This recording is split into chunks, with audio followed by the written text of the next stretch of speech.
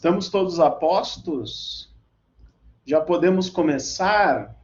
Sim, senhor. Gente, vamos lá então. Eu só vou colocar aqui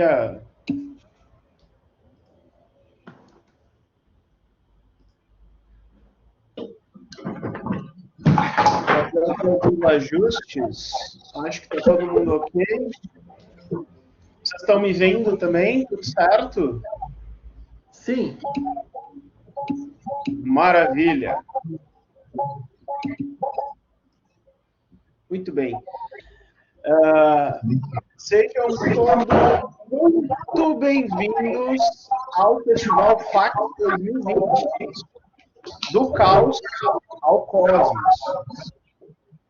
Nessa edição do festival, um pouco diferente, a gente gostaria de trazer uma nova visão do caos que vivemos nesse ano de 2020. Espero que ao final dessa semana vocês possam ver o caos como uma força potente para experimentar, entender contextos, vislumbrar oportunidades. Para isso, vamos receber nessa semana profissionais dos mais variados que trarão suas contribuições sobre criatividade, diversidade, democracia, inclusão durante esses tempos difíceis. Para dar início ao evento, eu vou convidar os coordenadores dos cursos de comunicação, os professores Luciano Suminski e Cristiano Klanovics, para dar as boas-vindas aos estudantes, professores e à turma, à comunidade aqui presente. Boa noite, Chico. Boa noite a todos. Muito obrigado pela presença. A gente está com um quórum muito alto aqui. Boa noite, Valéria. Tudo bem? Prazer em conhecer.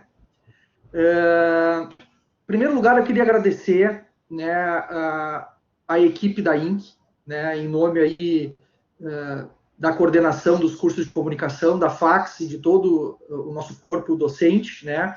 Agradecer ao Chico, agradecer ao Ricardo, ao Emiliano, a Cris, né, agradecer ao Belmonte, que incansavelmente criaram e planejaram, projetaram todo este evento, né, praticamente sozinhos, e foi sensacional, assim, a programação, porque quando a gente pensou neste evento no início deste semestre, era isso que a gente queria, assim, né, até foi muito uma proposição do professor Cristiano, assim, de que a gente tivesse um festival diferente dos anos anteriores e que fosse diferente para ser mais aderente a esse contexto que a gente está vivendo, assim, de um ano tão complicado, de um ano tão atípico, né, de um festival que, além de empregabilidade, de mercado, que ele falasse de cultura, de música, de arte, de política, de democracia, né, de cidadania, né? Então, assim, acho que a gente conseguiu reunir uma programação que contemple tudo isso, né? Com pessoas incríveis, e vamos ter, assim, uma semana cheia de reflexões, assim, uma semana de muito diálogo, de muito debate, de muitos insights, né? E está só começando, assim, a gente está bastante empolgado com essa semana, assim, né? A gente gostaria que essa empolgação também fizesse parte dos nossos alunos, assim, do sentimento dos nossos alunos, que eles pudessem perguntar, conversar, falar, abrir câmera. É isso que a gente espera, assim, dessa semana, né? Uma semana diferente, uma semana para a gente contemplar e curtir um ao outro, né? Vamos ficar um pouco mais juntos do que a gente esteve durante esse ano tão complicado, assim. Vamos tentar lembrar como é que era no período de 2019, aí, quando a gente estávamos nos vendo fisicamente. Vamos nos reencontrar nessa semana, né? Eu acho que essa pode ser uma grande mensagem. Então, muito obrigado, INC, muito obrigado, professores que organizaram isso, né? Vocês são realmente demais e eu acho que vai ser um evento incrível. Olá, pessoal, estão me ouvindo? Eu compartilho também desse agradecimento em especial ao professor Ricardo, a você, Chico, a Cris, ao Emiliano e ao Belmonte, que como membros da INC aí não mediram esforços em organizar esse momento. Eu acho que o papel de uma universidade não é só formar profissionais tecnicistas, mas também nos fazer pensar e refletir. E acho que essa semana é esse nosso grande objetivo aqui, né? Pensar onde estamos, para onde vamos, o que nos cerca. Eu faço também um reforço, tá, a todos em relação à nossa programação. Então, a gente hoje fala de causa e diversidade, com a nossa convidada Valéria Barcelos, a qual eu já tive a oportunidade de ver a Valéria em 2 vezes. Eu sou um grande admirador do teu trabalho, Valéria, então obrigado também por estar aqui, compartilhar esse tempo aqui com a gente. Amanhã, pessoal, a nossa temática é causa e trabalho. De manhã a gente tem o job date para os alunos que fizeram a inscrição até hoje, ao final da tarde. Amanhã à noite a gente tem o futuro da comunicação e os profissionais de carreiras múltiplas, com a nossa convidada Priscila Tescaro e com a mediação da Prof. Camila. Na quarta-feira a gente vai falar de causa e democracia, com convidados como a Candice Carvalho Feio, da Globo News Nova York, e a Núria Saldanha, da CNN Brasil Washington, mediação pelo nosso querido aí professor Ricardo. Na quinta-feira, pessoal, a gente fala de causa e representatividade, com os convidados Cauê Vasconcelos, da Ponte Jornalismo, Vitor de Marco e Márcio Piccoli, do Curta, que produziram o Curta, O Que Pode um Corpo, e Camila Silva, da Uniriter, aqui também nossa estudante, e da ZH. Na sexta-feira, pessoal, nosso então esperado e querido prêmio da FACS, onde a gente vai aí premiar vocês, estudantes. A gente faz todo esse momento aqui pensando em vocês, tá, pessoal? Então, eu espero que vocês curtam, que vocês tirem o máximo proveito aqui desse momento. Obrigado, Chico, obrigado a todos aí. Um abraço. Só um detalhe, pessoal, no final do evento de hoje e no final de todas as noites, a gente vai compartilhar aqui no chat um link, tá, onde vocês, aqueles estudantes que não estariam em aula, vão poder preencher para ganhar as horas complementares. Tá? Então, no final da noite de hoje, a gente compartilha aqui com vocês um link para vocês preencherem. Tá bom, pessoal? Um bom evento para todos nós. Um grande abraço.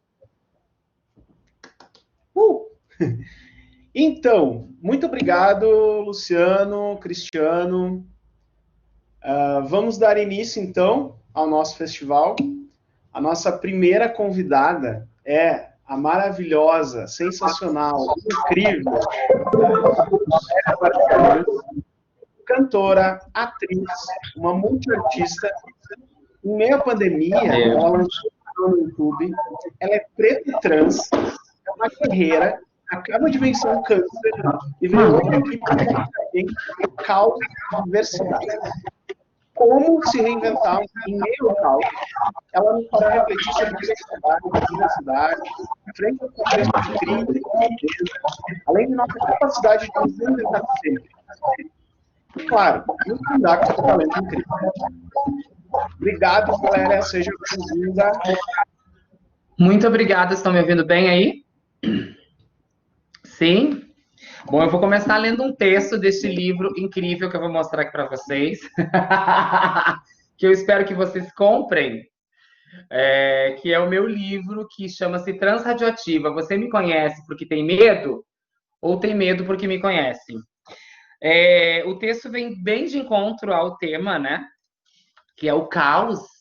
E eu vou ler para vocês um texto que chama-se Rituais Virtuais.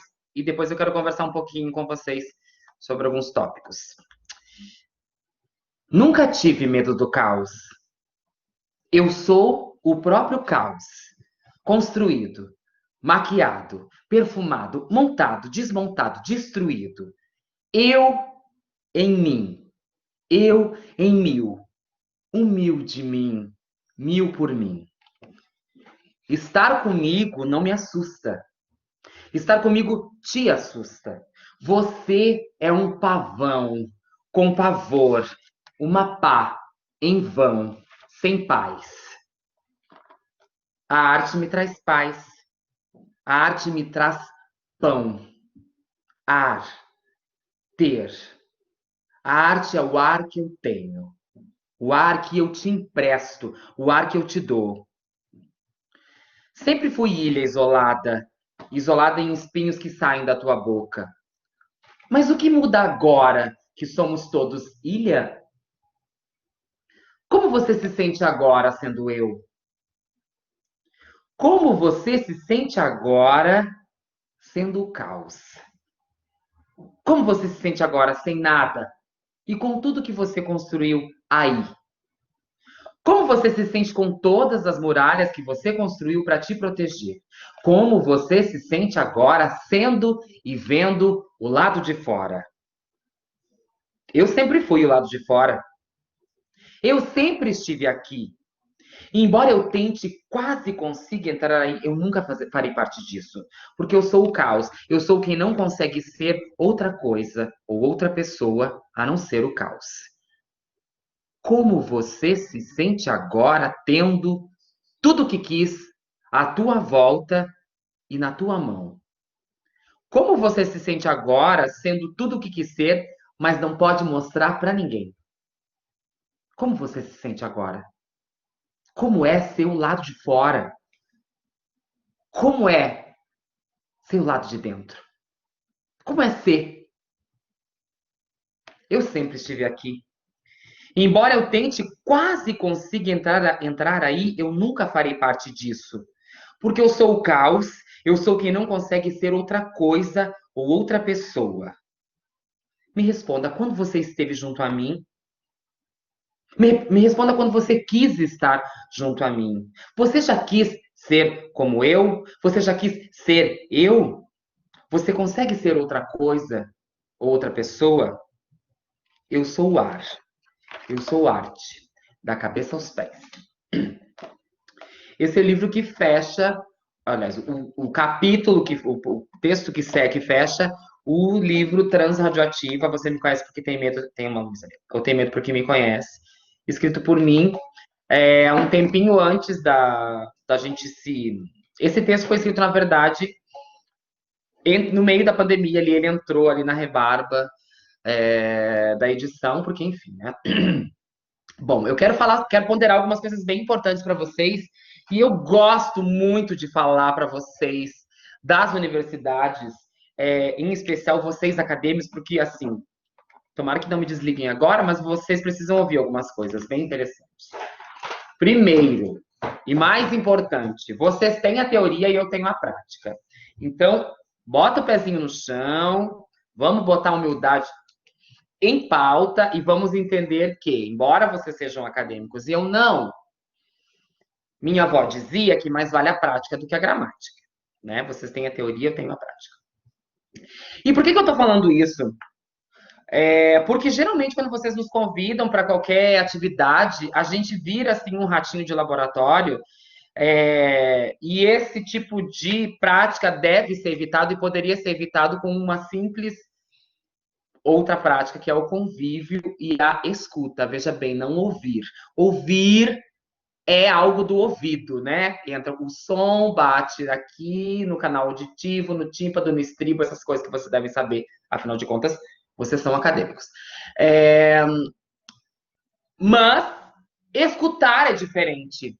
Escutar envolve outras inteligências. Escutar envolve saber o que aquela pessoa sente. Escutar envolve ouvir junto também. Mas não só ouvir, mas ouvir junto também.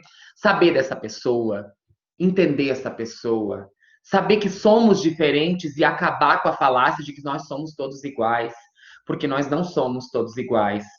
A gente queria muito que fosse, mas não somos.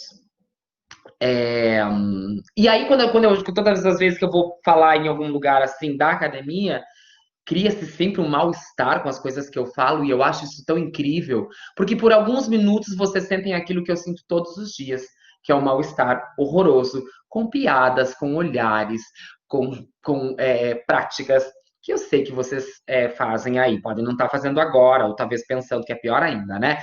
Mas que a gente sabe que vocês fazem. Não estou aqui xingando vocês, ou talvez esteja. Vamos usar de outras inteligências, entendam como quiser. E aí eu quero atentar, esse é um primeiro ponto, né? E depois eu quero atentar também, deixa eu escrever aqui, senão eu me perco. Ponto 1, depois eu vou, porque eu sou da filosofia, eu vou e me perco, né? O ponto 2 e mais importante, eu adorei que eu vim aqui falar sobre caos, né? E que não vim falar sobre o mês da consciência negra ou tampouco sobre transgeneridades e etc e tal, porque afinal de contas, esse tipo de prática, se vocês quiserem saber, vocês procuram no Google, vocês têm discernimento para procurar Pornotube, RedTube, Xvideo, vocês sabem procurar a informação correta também, espero que sim. Mas assim, falar sobre outras coisas que não seja isso, porque esse é o nosso objetivo também na vida, né? Quando perguntam qual é o maior objetivo de uma pessoa trans, eu respondo: ter problemas. Eu quero ter problemas. Sonho da minha vida é ter problemas. Eu quero reclamar do calor, eu quero reclamar que o professor passou a matéria muito rápido. Eu quero reclamar que a minha conexão está uma M. Eu quero reclamar que está calor, que está frio. Eu quero outras reclamações. Eu quero ter problemas como todo mundo, né? E agora eu lembrei de um ponto que eu esqueci aqui no primeiro ponto, que eu vou fazer um adendo. Eu conversei com uma amiga trans que disse o seguinte para mim, que ela tá cansada de dar os depoimentos dela em toda a academia, e aí é bom esse ponto, que a gente volta lá na pedância e etc e tal, e nos estudos, em escutar, né, e ouvir, que ela disse o seguinte: um amigo foi interpelá-la, né, para que ela fosse interpelá-la, ficou estranho, mas ele foi lá perguntá-la se ela podia dar um depoimento e falar sobre as questões de transgeneridade, transexualidade, e enfim. E ela xingou ele, botou ele para correr. E ele veio me falar isso apavorado. Meu Deus, mas eu só queria escutar ela. Eu falei, gente, tem noção de quantas vezes por dia ela ouve isso? Cada vez que você vai lá na esquina e fala com ela, revive a história dela, rememora tudo que ela já passou, a tua palestra, que era 100, custa 1.000.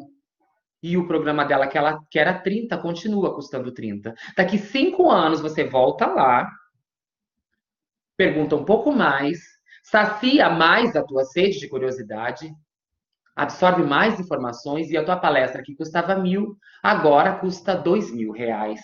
E o programa dela custa 15. Então, quando a gente fala em escuta real, não ouvir, também é sobre isso. Também entender que estamos em lugares diferentes, que somos pessoas diferentes e que temos principalmente realidades diferentes. Bom, já voltei para esse ponto que era importante, que eu tinha esquecido, e agora vamos voltar ao segundo ponto, que é o caos, e falar sobre o caos. E tentando não romantizar aqui a pandemia e tudo mais, porque nós aqui, meus amores, e me incluo agora, somos muito privilegiados. Muito privilegiados. Estamos aqui numa pandemia de luxo. Eu tenho internet. Eu posso escolher o que vou comer. Se vou comer ou não. Eu posso dormir a hora que bem entender na minha cama bem gostosa. Eu posso pegar um aplicativo, chamar uma comida. Vocês também, né? Vocês estão aqui desfrutando de uma educação maravilhosa. Aliás, a Uniriter tem ótimos professores. É uma universidade incrível, já palestrei aí várias vezes e foi muito bem recebido, exceto por uma vez, mas essa vez eu prefiro não comentar. Era uma coisa que não tem nada a ver com vocês. Mas a gente tá aqui numa pandemia de luxo, não é? De modo que a visão de caos pra gente, ela é diferente, né? Nossas visões de caos, elas são diferentes. Quando eu digo aqui para vocês no meu texto que eu sou o próprio caos, né? E aqui o Chico, numa conversa que a gente teve mais cedo, eu tô chamando o menino de Chico, o professor, nem sei se você chamou ele assim, enfim, é uma palestra minha, eu faço o que eu quiser. Mas o Chico disse antes, Chico, ele falou que sim, tudo bem. O Chico falou antes sobre essa... Todo mundo chama, que bom. Vocês estão prestando atenção, gente, estava preocupado que vocês não estavam aqui, que vocês tinham tudo indo embora, de eu xingar vocês, eu não xinguei. Só estou colocando mais um pouco de realidade nas cabecinhas acadêmicas de vocês. Quando eu digo que sou o próprio caos, eu quero dizer que tive que construir um caos para mim, né? Porque a gente fala que a gente está falando de um caos de construção, né? A gente está falando aqui de uma construção e uma reconstrução, principalmente. E eu falo aqui que eu sou o próprio caos, construído, maquiado, perfumado, desmontado, destruído, né? Eu sou essa pessoa que se construiu através de um caos. Eu em mim, eu por mim e um mil de mim. Aqui tem uma brincadeira com as palavras, é lógico, né? Humildemente, né? Eu estou aqui humildemente falando para vocês. E eu estou aqui usando de toda a minha humildade para falar para vocês. Porque há uma falácia também gigantesca de que precisamos ser incluídas. Nós não precisamos de inclusão em nenhum aspecto. Em nenhum aspecto. Nós sabemos quem somos, o que somos, onde sofremos, de que sofremos, quem nos faz sofrer. Nós temos todas essas informações. Uma inclusão denota-se em algum momento que é alguém, primeiro, sem nenhuma dessas informações para sua vida, e depois que necessita, de alguma maneira, fazer parte de algo, e é tudo que a gente não precisa. De modo que, quando vocês nos convidam para falar, os incluídos são vocês, não somos nós. Então, também não esqueçam. Isso é muito importante para que vocês não esqueçam nunca. Eu vou parecer bem pedante, né? Mas, enfim, não é isso. Não é a minha intenção, não é essa. Mas, se for, também não posso fazer nada. E aí eu pergunto aqui mais para frente no texto. O que muda agora que somos todos ilha? Porque, afinal de contas, vocês estão experimentando, prestem atenção nessa parte da minha fala, que ela é muito importante. Chico, você controla o meu tempo aqui, tá, Chico? Vocês estão experimentando algo que nós, pessoas trans e pessoas pretas, experimentamos desde que colocamos o pé nessa existência que a deusa errou, certamente. Porque Deus é uma mulher, para ter tanta paciência com esse mundo, eu já tinha feito assim, já tinha destruído. Né? Vocês estão experimentando de algo que nós temos no nosso dia a dia, que é o isolamento social. Pensemos juntos. Tu estás na tua universidade. Vamos pensar no ambiente universitário mais uma vez. Quantas pessoas trans tem aí na universidade de vocês? Não preciso nem se dar o trabalho de responder, porque eu sei que não tem nenhuma. E se tiver, é uma ou duas. Eu não conheço. Alguém respondeu aqui para mim, o Kevin disse. Conheço uma, Rafael Sanhudo. Muito bem, que bom. Eu conheço uma. Ai, que maravilhoso. Temos duas. Parece um leilão. Na universidade, temos 3. Não é a mesma? Não, será que não é a mesma? Em anos só tive uma, verdade. Guilherme Barcelos disse, ou talvez seja a mesma, exatamente, alguém falou aqui. Então, exatamente isso que eu estou tentando falar para vocês. Deste universo único que a gente criou para nós e que não fomos, e que nada mais é do que uma fortaleza de proteção. Quando eu falo isso para vocês, conheço 2. Bom, embora a gente vai chegar aqui talvez numas 10. Eu não sei quantos alunos a Uniriter tem. Eu acho que é bem discrepante essas 10 para a quantidade de alunos que nós temos aí. E aí, quando eu quero falar isso, eu quero falar para vocês, quando eu estou dando esse dado para vocês, para que vocês entendam sobre este caos que estamos passando e que nós, pessoas pretas e pessoas trans, já passamos há muito tempo. Nós somos privadas de muitos espaços, tal qual vocês são agora em alguns que ninguém pode sair de casa. Embora, porque o vírus, porque veja bem, ainda não inventaram uma vacina, né?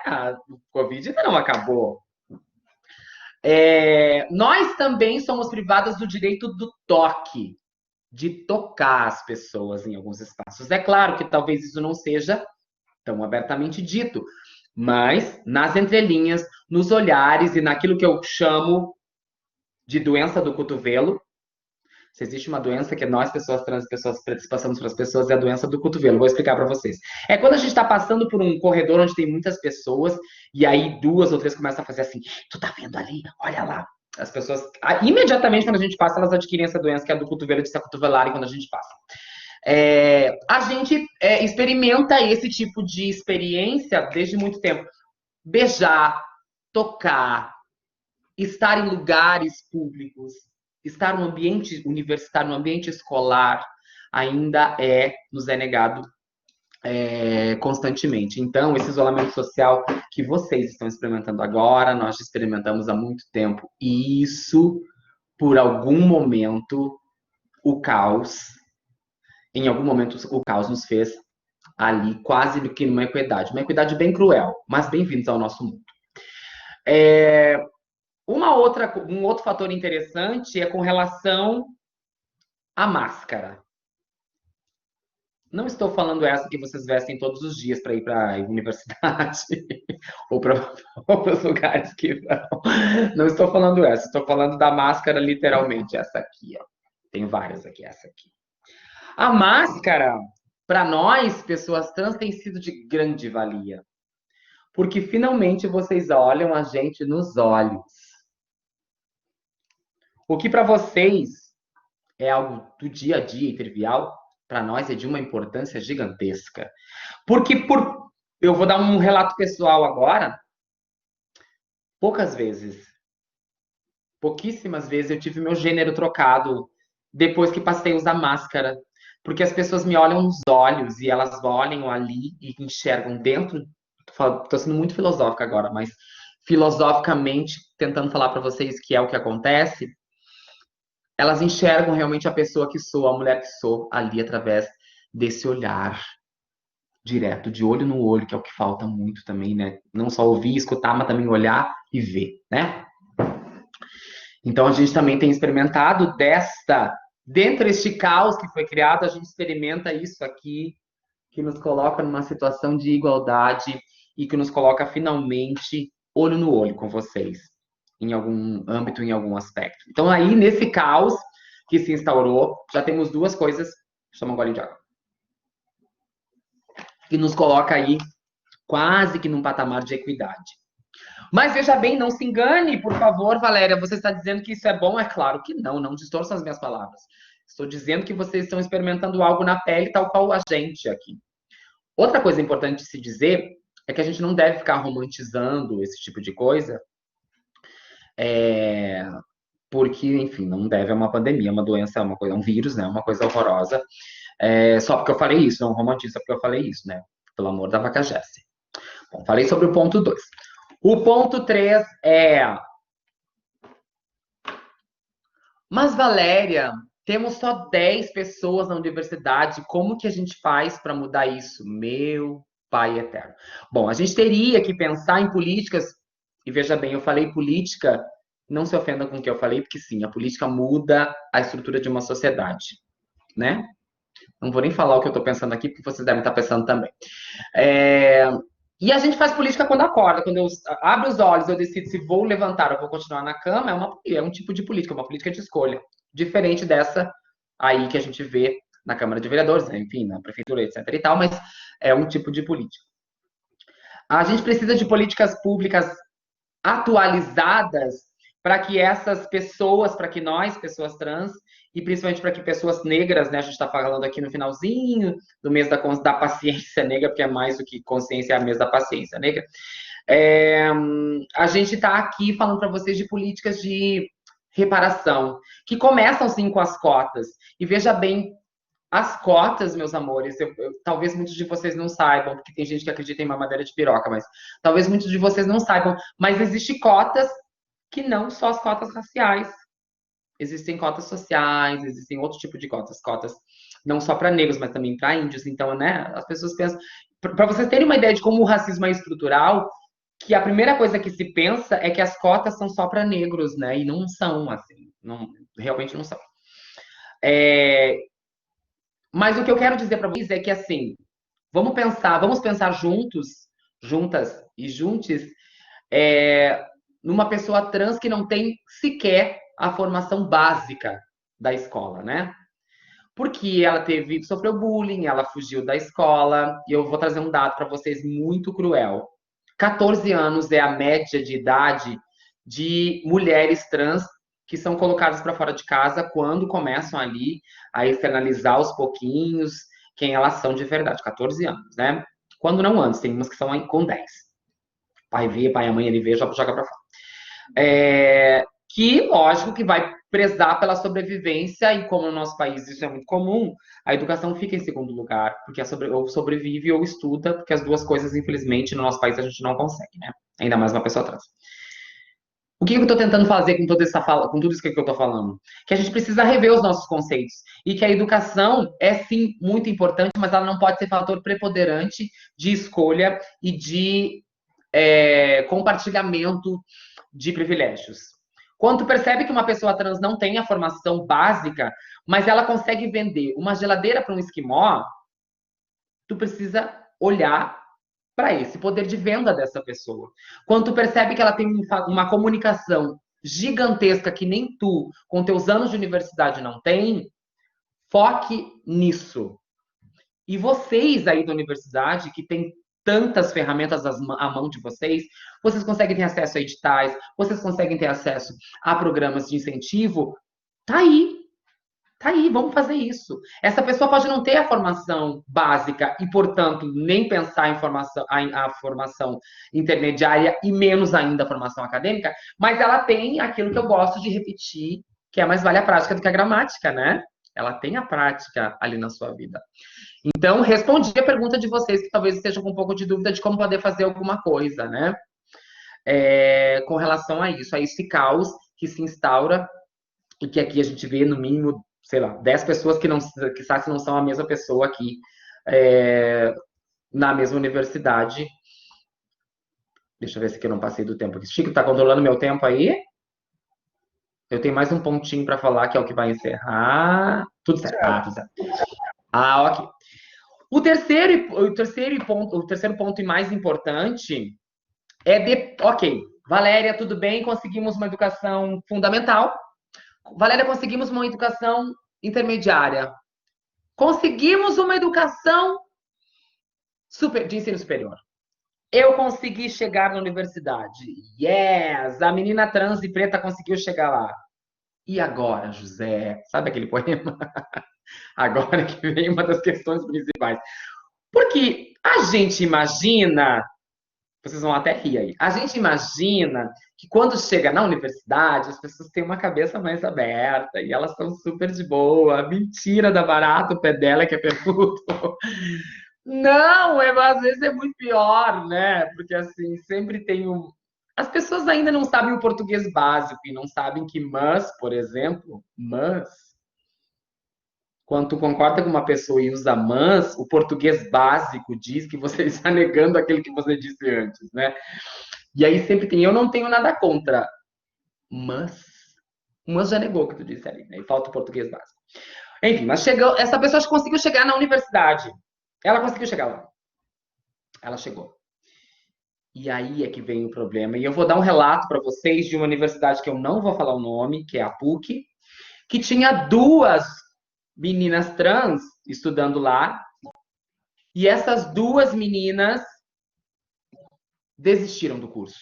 Iam ser ótimos profissionais da saúde.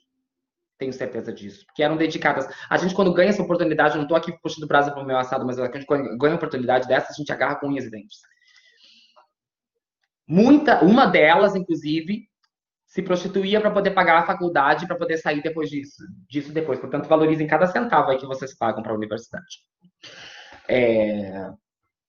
Enfim, voltando ao que eu estava falando. E aí, elas tiveram 2 problemas diferentes nessa universidade, que eu não vou falar o nome de novo, que é a PUC. Elas tiveram 2 problemas diferentes. Uma, o banheiro. Ela chegava no banheiro e um grupo de meninas já expulsou ela de lá e já não deixou elas ficarem lá. E aí, agora vocês imaginam. Desenvolveu uma infecção urinária.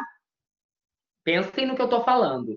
Desenvolveu uma infecção urinária de tanto segurar o xixi na hora da aula. Vocês conseguem imaginar isso? Só assim, por cima, né? Outra, o professor maravilhoso, o mais pica da universidade, fazia questão absoluta de fazer a chamada e, ao invés de chamar a Maria de Maria, chamar a Maria de João. Eu não sei vocês, mas eu certamente usaria meu benefício de ré primária numa hora dessas. É claro que elas não fizeram isso, porque se uma delas fizesse, era o quê? A travesti barraqueira é louca. Elas desistiram, então, da universidade. E aí eu me pergunto, e eu quero que vocês se façam essa pergunta. 2020, né? A universidade é tão arejada, é tão maravilhosa, as pessoas são incríveis aqui. Vocês já tiveram que pensar mais de uma vez em ir ao banheiro, tirando as mulheres, é claro, né? Algumas mulheres que têm medo, com toda razão, de sair na rua. A gente sabe muito bem como é ser mulher no mundo inteiro. Vocês já pensaram nisso? Vocês já pensaram em ser constrangidas por causa do nome de vocês? Claro, tirando aquelas casos muito específicos, né?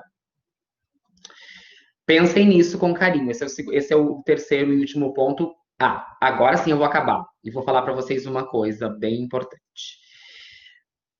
Vocês devem estar se pensando, nossa, Valéria, mas como tu é exagerada. Como tu és dramática. E como tu estás aqui trazendo casos muito extremos. Nós aqui na Uniriter temos pelo menos 10. Essas 10, meus amores, são a exceção.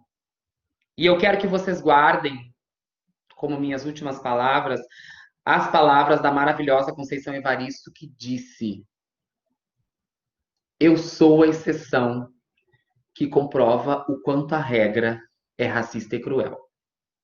Cada vez que vocês virem passeando por aí, lecionando por aí, um professor trans, uma professora trans, um professor negro, uma professora negra, uma aluna trans, um aluno trans, né? Um aluno negro, uma aluna negra, e vocês olharem para o entorno, e por favor, façam esse exercício sempre a partir de agora, e verem que eles são uma exceção ali, estejam certos de que nesse lugar a regra está sendo incomensuravelmente cruel. Chico, mais um texto aqui para finalizar esse livro maravilhoso que está sendo lançado pela editora Rolê Cultural, e eu finalizo as minhas palavras. Vou tentar ser um pouco mais delicada agora, já que o primeiro texto foi um pouco pesado. Eu vou ler para vocês aqui, vou me exibir, é lógico que eu vou me exibir. O prefácio desse livro foi escrito por Jean Willis. E aqui abre um parêntese maravilhoso, que cada vez que eu ia falar com o Jean, a gente trocava e-mails, porque eu não quis o telefone dele, que eu não sou nem louca, né? Porque a gente mora no Brasil, as pessoas são, né, pirata. Cada vez que eu ia ler o e-mail dele, o endereço dele diz Jean, vou falar, né? Ponto Harvard. Olha que coisa mais incrível isso. Ponto Harvard. Pensem nisso, que close gordo, que não é close magro. O prefácio do Jean, meu cara, meu colega de músico. O prefácio do Jean Willis tem como nome uma nova... Como é que é mesmo? Ai, a pessoa que é tão nervosa com o livro dela, que é assim... Onde compra o livro? Boa, Ricardo Cunha. O livro está à venda no site Arroleco... Ali, a Cristiane Sirimbelli de Luca colocou. arrolecultural.com.br/transradioativa/Porto Alegre, que está sendo vendida na Feira do Livro. Que eles quase não iam deixar, mas eu fiz um escândalo e eles resolveram fazer, porque eles não sabem que eu sou louca. Deixa eu ler aqui. As pessoas ninguém mais me convida para... Ai, gente, cadê o prefácio daqui? Peraí que eu vou ler para vocês o prefácio. Achei, peraí, que estão aqui. O nome do prefácio acho que fica ao contrário, né? Uma Nova Estação, por Jean Willis. Jean Willis é um amigo, desculpa, não tenho culpa se vocês não têm amigos como eu tenho. Jean Willis é um amigo querido que eu conheci no Galeria Café, o lugar que eu faço shows lá no Rio de Janeiro. E ele me viu cantando Como Nossos Pais, e aí ele escreveu esse texto do prefácio que diz assim: encontro algum pode ser mais potente do que aquele proporcionado pela música. E foi a música que me levou até Valéria. Na planta superior de um lugar que era a minha casa noturna, o Clube Galeria Café no Rio de Janeiro, em Ipanema, ela reluzia como as divas dos antigos cabarés parisienses, emitindo sua voz potente numa interpretação emocionante de Como Nossos Pais, de Belchior. Abre aspas. Qualquer canto é menor do que a vida de qualquer pessoa, fecha aspas, diz um dos versos daquela canção. E, sem dúvida, aquele canto, nos dois sentidos da palavra, era muito menor do que a vida daquela mulher que se me apresentava naquela noite inesquecível. Valéria, além de cantar com afinação e emoção, Entretinha os presentes com humor inteligente e profundamente irônico. Acho que ele me observou bastante, né? Apesar de aplaudida de pé, ela interpelava os olhares como se dissesse, abre aspas, as aparências não me enganam, não, fecha aspas. Valéria sabia o quanto de racismo, transfobia e até mesmo homofobia havia superado para estar ali, como uma estrela. Sabia o quanto de racismo, homofobia e transfobia ainda perdurava em muitas daquelas pessoas que estavam ali, mesmo que elas não tivessem consciência disso. E sabia que a guerra não estava ganha, aliás, ela nunca está. E nessas condições, sob as luzes artificiais da noite, nós nos tornamos amigos e passamos a conhecer melhor nossas vidas para além daquele canto. Pouco tempo depois, haveria perigos em nossas esquinas e os sinais se fechariam para nós. Eu, ameaçado de morte e difamado de maneira sórdida pela extrema-direita homofóbica e racista, me vi obrigado a me exilar para seguir vivo. Valéria teria um diagnóstico de câncer, que a colocaria num outro tipo de zona noturna da vida, para citar as palavras da grande Susan Sontag. As notícias foram um choque para nossos amigos comuns. Mas algo que vi em Valéria naquela noite no Galeria me dizia que ela não ficaria no chão. Eu não deito nem para dormir, né, meu amor? A ferida viva no coração me dizia que sua voz, sua vida, elevar-se-ia outra vez. Eu adoro ênclises e mesóclises, eu acho maravilhoso. Vocês devem saber o que são ênclises e mesóclises, né? Sentia vir vindo no vento o cheiro de uma nova estação. Nunca mais me convida para palestrar nesses lugares. Infelizmente, eu não estava enganado. Valéria não apenas superou a doença, como transformou essa dolorosa experiência nesta emocionante e enriquecedora relato que você, leitor, agora tem em suas mãos. Vocês vão ter aí se comprar, compra. Prepare-se para não só saber mais sobre Valéria, mas para saber mais sobre você mesmo, pois o que ela nos traz aqui é pura humanidade. E não considere um mero detalhe o título deste livro. Será a afirmação de um nome próprio. Tudo que Valéria fez até agora e ainda fará é para afirmar seu nome para si mesma e para a história. Esse é o prefácio do Jean, que vem seguido de um relato meu, inclusive com a minha carteira de identidade, né, aqui, que eu vou falar bem rapidinho, Chico, já estou encerrando, que fala sobre o primeiro capítulo do livro Meu Nome é Valéria, e eu vou ler só o primeiro pedaço aqui para vocês, que diz assim: eu escrevi o texto a seguir há muito tempo, e explico isso porque ao escrevê-lo, jamais imaginei que seria publicado, eu jamais imaginei que, né, ia publicar isso. Hoje percebo esse momento em que há muito não passava festas com a minha família, como algo do passado. A doença de uma tia querida fez com que eu revisse meus conceitos, engolisse meus brios e tentasse, mais uma vez, estar ao lado de todos da minha família. O que vocês lerão agora é uma apostila que eu fiz para que tudo corresse bem nesse encontro com eles. Eu vou explicar para vocês o que aconteceu. Eu tive um encontro de ano novo na casa da minha tia, que tá doente, enfim, teve um AVC, e a gente não sabe quanto tempo ela vai ficar, porque ela é diabética, enfim.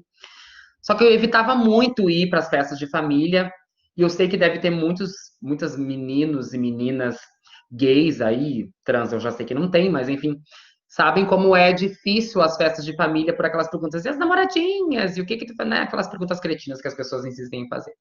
Eu tinha cansado disso, cansei. O que eu fiz? Eu fiz uma apostila. E quando cheguei na festa, pedi a atenção de todos e disse: eu vou distribuir para vocês uma apostila. Eu quero que vocês leiam antes de qualquer coisa a apostila. Depois disso, se vocês quiserem que eu continue aqui, eu continuo, senão eu volto para minha casa. Nessa apostila e nisso que eu fiz, que ficou meio constrangedor, eu adoro quando eu constranjo as pessoas, que é o que fazem comigo, há perguntas do tipo... Deixa eu ler a primeira pergunta aqui para vocês. A primeira pergunta: então agora tem que chamar de Valéria? Aí eu respondo. Aí eu tenho a resposta. Eu não vou ler todo o livro para vocês. Tá, mas eu chamo de ele, eu chamo de ela. Mas eu te conheci assim, eu não consigo me acostumar. Mas eu não estou acostumada com isso. Essa história de nome social, civil, eu não entendo. Eu não sei o que é isso e nem quero saber, né? Mas tu já tirou o pinto? Que é as perguntas que a minha família fazia, né? Tá, mas e o que é transexualidade? Deus não permite isso, né? E aí eu vou finalizar respondendo a pergunta Deus não permite isso, que foi o seguinte. Eu respondi o seguinte: não há um capítulo sequer na Bíblia dizendo ou citando a palavra transexual. Lembre-se do maior mandamento: amar ao próximo como a ti mesmo. Jesus nunca falou amar ao hétero ou amar ao cisgênero. No mais, se Deus tem algo contra mim, o que eu duvido muito, pode deixar que eu me entendo com ele, não perca teus cabelos. Não se preocupe. Ao invés disso, trate de ser uma pessoa melhor e seguir aquilo que tu achas que é correto. E vamos combinar, nós somos da mesma família. E eu bem sei que tu também já fizeste coisas que Deus não aprova. Depois disso, o Réveillon foi maravilhoso. E a partir de agora, não me convidam mais para as festas. Chico, era isso.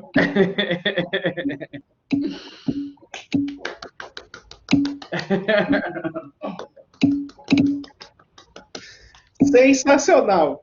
Sensacional. Gente, Valéria, antes de eu fazer meus comentários aqui, gente, vocês já podem... Muita mensagem entrando, olha que maravilha. Eu fiquei pensando muito, a partir da tua fala, em algumas situações que a gente lida enquanto professor. E aí já vou começar aqui, né? Vou aproveitar essa prerrogativa que eu tenho de ser o apresentador para começar a fazer pergunta. E uma coisa que acontece de vez em quando é do aluno chegar para a gente e abrir o coração. E dizer, olha, eu estou com esse problema. Teve uma vez que foi um momento assim que eu cheguei em casa, assim, e eu lembro que aquele dia, assim, eu fiquei uma semana pensando depois disso. Eu ensino os alunos a fazer montagem fotográfica no software. E aí um deles disse, professor, na minha montagem eu queria fazer um armário e eu saindo dele. E aí, cara, eu vou te ensinar, vamos lá, vem comigo, vamos, né? Acho que é isso aí. E, inclusive, né, a gente super estimula, e todos nós, né, temos isso de incentivar o aluno a ser quem ele é. Né? E aí, eis que ele faz a montagem, e ele disse que mostrou isso para a família dele, para contar que ele era homossexual.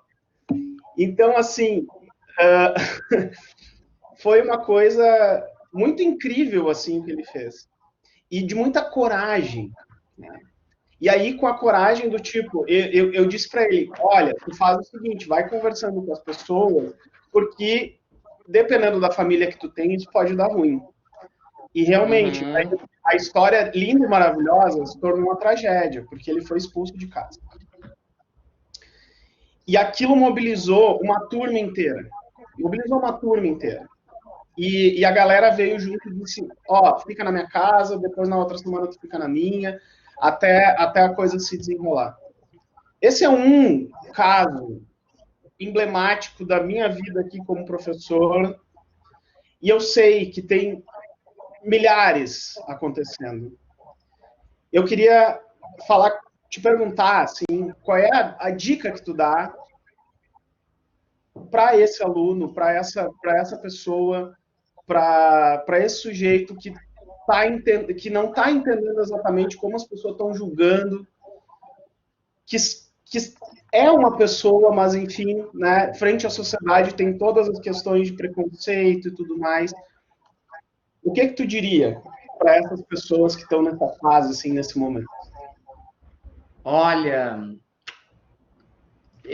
primeiro eu vou ter que pontuar o teu próprio relato aqui. Tu usaste a palavra incrível e a palavra coragem. E eu acho essas palavras descrevem exatamente aquilo que a sociedade acha da gente quando a gente só tem forças para ser quem a gente é. A cisgeneridade é muito cruel nesse sentido, né? Porque não precisa de nada disso.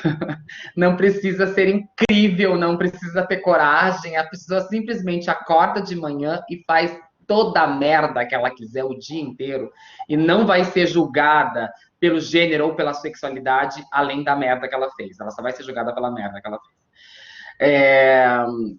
Quando a gente se depara com uma situação dessas, apoiar é só o que eu posso te dizer, porque não tem muito o que falar para uma pessoa assim.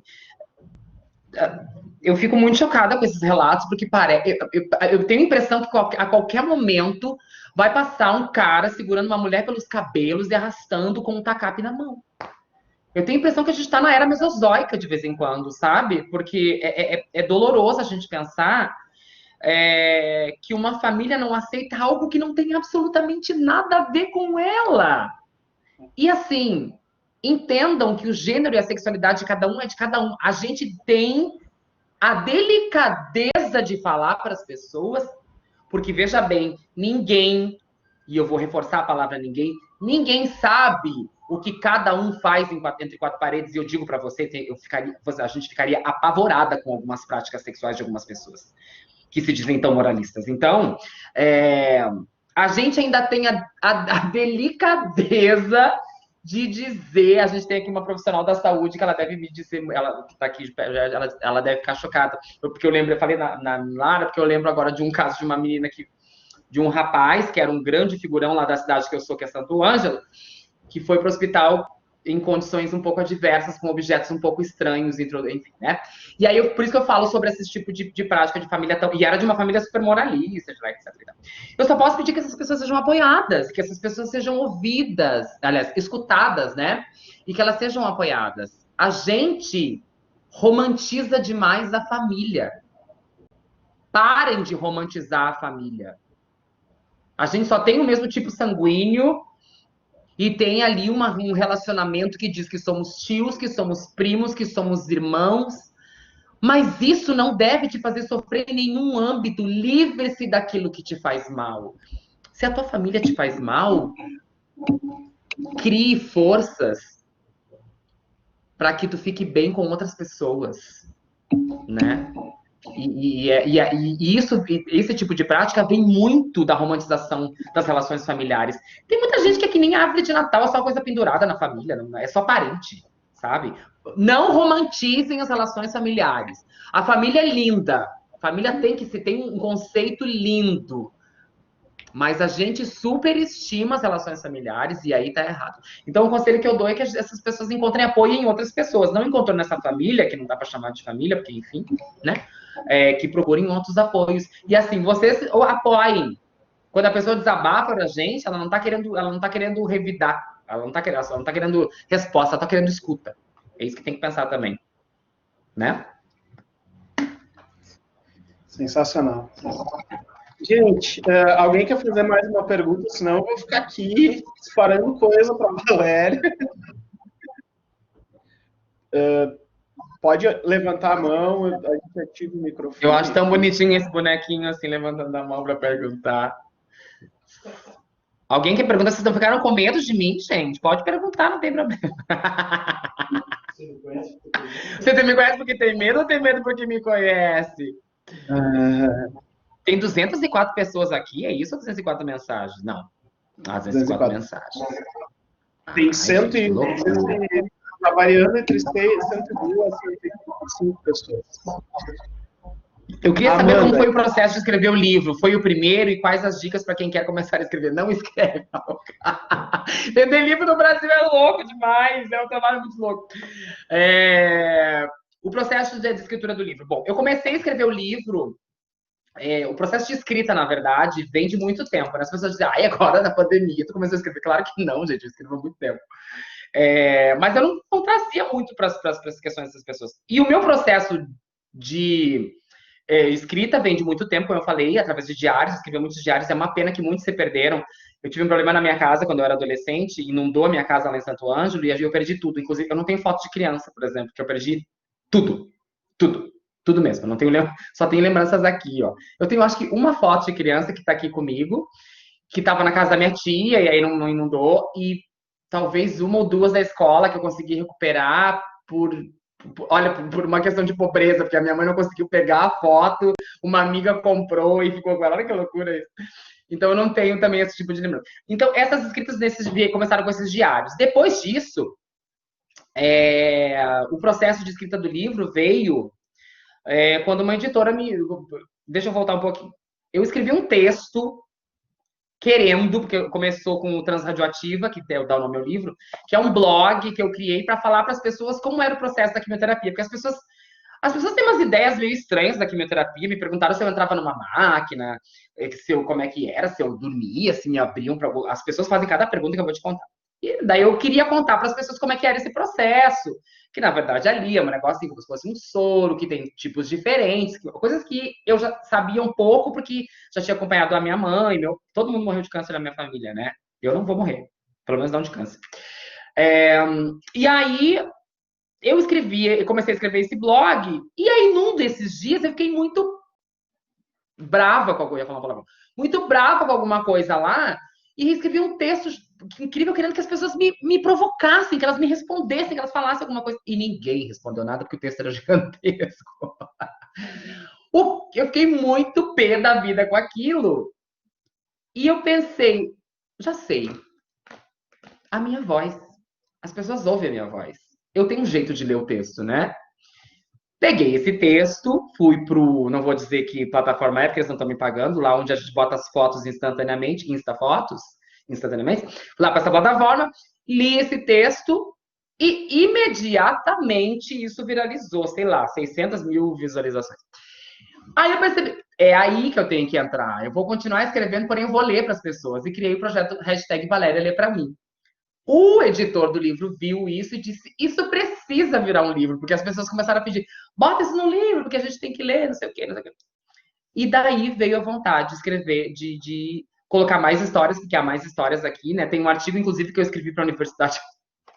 Escrevi um artigo para a Universidade Federal do Rio Grande do Sul.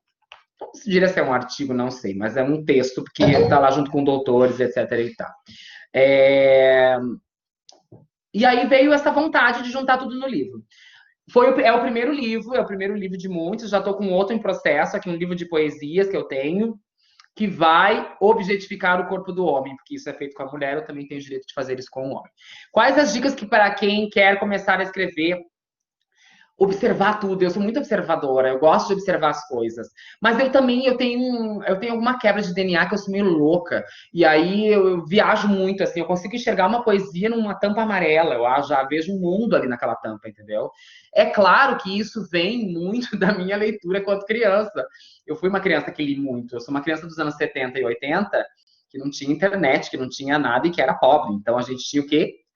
Revistas e livros, que inclusive uns eu juntava no lixo. Então, é claro que o hábito da leitura é muito bom, né? Mas eu te dou como dica, anota tudo. Tudo vira alguma coisa em algum momento. Sabe? A gente vira meio acumulador em algum momento. Depois botar fora, não fica guardando, por favor, porque a gente tem que reciclar também a vida. Luciano Suminski levantou a mão, é isso? O que ele quer perguntar, gente? Ele tem que mandar por áudio? Como é que funciona aqui, Chico? Vamos ver aqui como é que tá a conexão. Ih, caiu, rapaz. Vamos ver aqui. Cristiano Clanovintas. Eu pergunto. Nosso... ótimo. Vai, Luciano, por favor. Beleza. Assim, a gente enxerga esse nosso governo, ou esse nosso desgoverno, assim, né? E tudo que ele faz para desmontar aquilo que já tinha sido construído em termos de políticas públicas. Um governo que diz, agora, diante dos últimos fatos, que não existe racismo no Brasil, que fomenta a homofobia, e aí muitas vezes nós, assim, ficamos tristes, abalados, e eu enxergo em ti uma energia tão grande que eu queria saber se isso te motiva, isso te dá mais energia, e de como é que tu enxerga o futuro, depois de nós estarmos passando por de igualdade, assim. É muito boa essa tua pergunta. E negar que existe racismo no Brasil, vamos combinar que não é só ele que faz isso, vocês fazem isso todos os dias, né? Todo mundo é racista, e não adianta dizer que não. Quando a gente confronta uma pessoa racista, é muito complicado. Eu sou racista, gente. Eu me corrijo diariamente para que isso não se repita. Eu fui criada numa sociedade racista. Eu fui criada numa sociedade numa família que dizia para mim que bom que eu não era tão retinta, porque isso ia me salvar de muitas situações. Isso é cruel, isso é racista e ao mesmo tempo é real, né? Esse negacionismo do racismo e esse desgoverno que destrói N coisas, destrói a saúde, destrói a nossa sanidade, que é o pior, que é o mais complicado, isso é reflexo de uma população que não investiu em educação quando criança, né? Que não investiu na educação. É claro que eu estou sendo muito poliana em falar só na educação aqui. Verdade, olha, aqui eu tenho uma frase emblemática. E mais a gente tem que pensar que privilégio é aprender o que é racismo sem precisar vivenciar isso, né, na prática, como a gente viu aí nessa coisa horrorosa do Carrefour. Eu vou dar 2 exemplos básicos para vocês. Existe uma mulher que se diz advogada, porque ela estuda direito, que já foi pega roubando numa loja chamada Zara. Vou fazer uma propaganda para Zara aqui, mas não, por favor. E ela é uma mulher branca, loira, cisgênera, que xingou das mais variadas coisas, ofensas racistas, transfóbicas. Ela foi classicista, ela foi horrorosa, numa padaria chamada Deola, em São Paulo. E o que aconteceu com ela? Pediram para ela gentilmente sair do estabelecimento e ela continuou, jogou coisas nos atendentes, xingou o policial, e o policial uma hora diz: o que tu quer que eu faça? E o menino negro diz: tira ela daqui! E aí a gente vê o caso do Carrefour. Ai, mas ele tinha uma ficha policial extensa. Bom, eu quero parabenizar a polícia do Brasil por ser tal qual a polícia do CSI, que consegue reconhecer a cara da pessoa, né? E saber que ela tinha uma ficha policial extensa. Como nos filmes que a gente vê, né? Reconhecimento facial, que daí já vai lá no banco de dados do FBI, e aí já sabe que a pessoa tinha uma ficha policial, só olhando, né? Esse negacionismo, esse desmonte é algo que a gente vem experimentando há muito tempo. A gente veio se permitindo durante os anos. A gente está se permitindo durante os anos. Vocês permitem diariamente quando persistem em deixar a piadinha racista do teu amigo que tu gosta tanto. Você persiste e perdura diariamente quando faz uma piada racista, transfóbica, homofóbica. Você continua fazendo isso. Vocês não entenderam ainda as coisas. Vocês falam sobre o racismo e protegem o racista. Vocês falam sobre a transfobia e protegem o transfóbico. E eu vou explicar o porquê. Porque é muito difícil para cada um de vocês que está me assistindo aqui ter que tolher a própria mãe, ter que tolher o próprio pai, ter que tolher e ter que puxar a orelha do irmão, do namorado. É muito fácil falar sobre racismo, é muito fácil falar sobre transfobia, sendo que tu vivencia isso todos os dias, tu vê essa pessoa, ela é teu namorado, e tu diz: ai, amor, não fala assim. Não, tem que tolher e dizer: para com isso, não faz mais, acabou. Esse efeito dominó de pequenas coisas, uma hora ia desembocar numa coisa gigante. E a gente está aqui experimentando isso. Eu gosto de comparar o conservadorismo a uma conserva de rabanete. Pensemos numa conserva de rabanete. O que é uma conserva? É um vidro com pequenos frutos escolhidos ali dentro, que desfrutam do mesmo líquido, ficam todos embebidos do mesmo líquido, ou seja, todos têm o mesmo gosto, todos têm a mesma aparência, e que só eles que estão ali dentro que gostam. Quando tu abre essa conserva, ela empesteia o ambiente de maneira gigantesca. Ela empesteia o ambiente. E não é todo mundo que gosta desse cheiro. Ninguém suporta esse cheiro. E eu gosto de rabanete. Não é a conserva de rabanete em si. É só um exemplo. É isso. É sobre isso. A gente foi permitindo pouquinho, uma hora isso ia acontecer. Agora, não é tarde ainda. É hora de se impor. É a hora de se impor. E olha que a gente já falou bastante, sabe? A gente falou bastante. Falar. A gente tem falado muito. É hora de agir também. Cristiano. Ótimo. Valéria, minha pergunta é o seguinte. Eu vou tirar aqui que está dando retorno aqui, daí eu consigo me concentrar na minha fala. Ó, não se preocupe que eu vou sumir bem rapidinha, Pegando bem um espaço minutinhos. temporal, assim, sei lá, de 10 anos, tu percebe que houve uma redução ou um aumento do preconceito enquanto fenômeno social?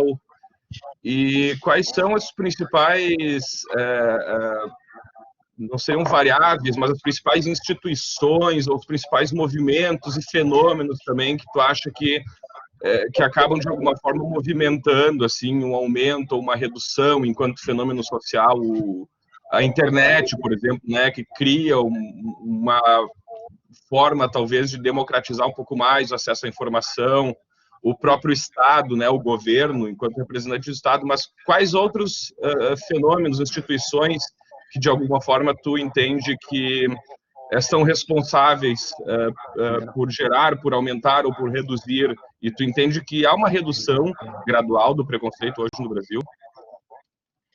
Só um minutinho que eu vou arrumar minha câmera aqui que caiu. Deu, voltou. Voltou, né? Bom, eu acho, eu penso e vejo e sinto que vocês estão vendo o que a gente sempre viu. Então, não há um aumento, há uma exposição maior de tudo que a gente já passava, né? Hoje em dia, a gente tem a internet, né? Que nos dá as informações literalmente na palma da mão, numa velocidade impensável. Pensar que para poder processar alguém ou para contar para alguém que tinha passado por uma situação racista, eu estou aqui inventando uma coisa, mas enfim, a gente teve que usar uma carta que demorava um mês ou um telegrama que demorava 3 dias. Hoje, em segundos, a gente consegue disseminar essa informação. É claro que sempre tem alguém que vai usar isso para o mal, e aí essa informação se dissemina lá nas notícias falsas. Então, eu não vejo um aumento, nem tampouco uma diminuição. Eu vejo uma exposição maior daquilo que sempre esteve aqui, né? Tu perguntasse o que mais sobre instituições, que eu acho que são... Repete para mim, desculpa, por favor. E instituições, ou fenômenos como um todo, quais variáveis, vamos assim dizer, não variável enquanto algo matemático, mas quais elementos do contexto social hoje que, de alguma forma, tu acha que influenciam, assim, essa exposição, ou talvez alguma forma de querer também controlar ou ocultar essa exposição? O celular. Eu acho que o celular é um grande vilão nisso aí. Mas eu vejo e agora eu quero que vocês prestem atenção numa coisa maravilhosa, num fenômeno que a pandemia tem trazido, que são as lives.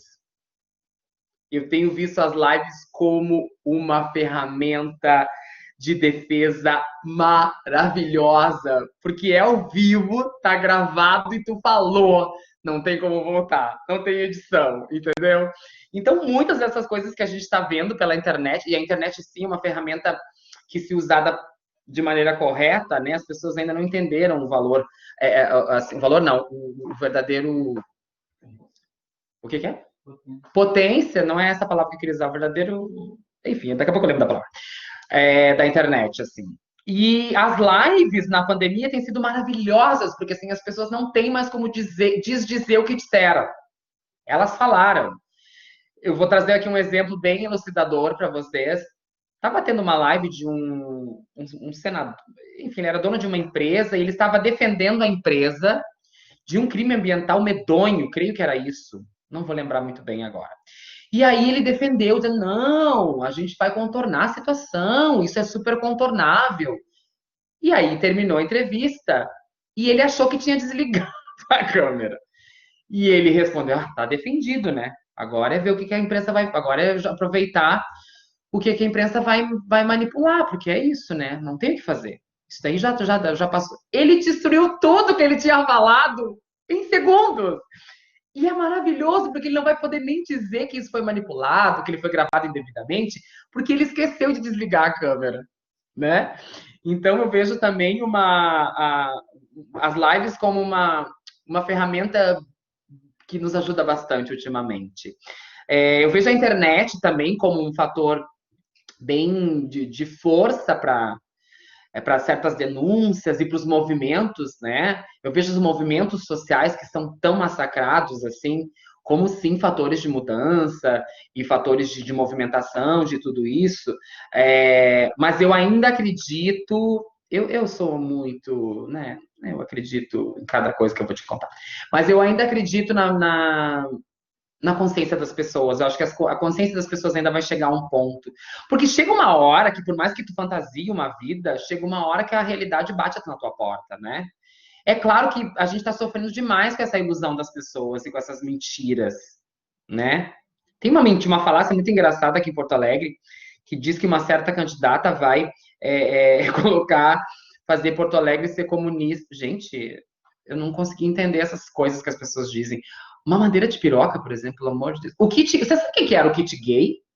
Vocês não sabem o que era o kit gay, né? Deixa eu explicar para vocês. O kit gay, na verdade, nada mais era que uma prática chamada... É que eles erraram no nome, né?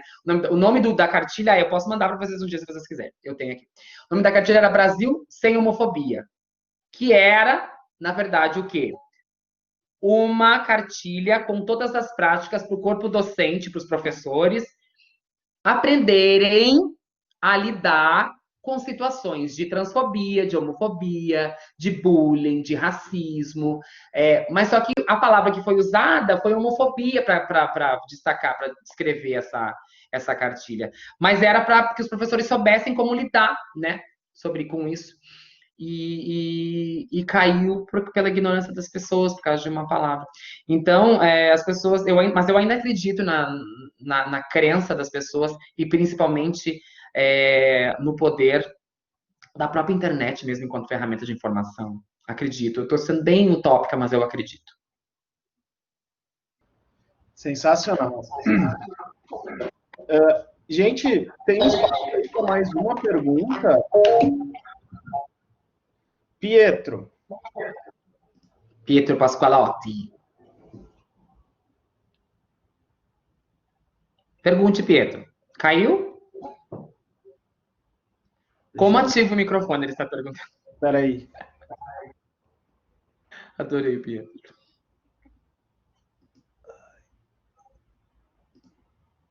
Depois tem uma pergunta que manda. Pietro?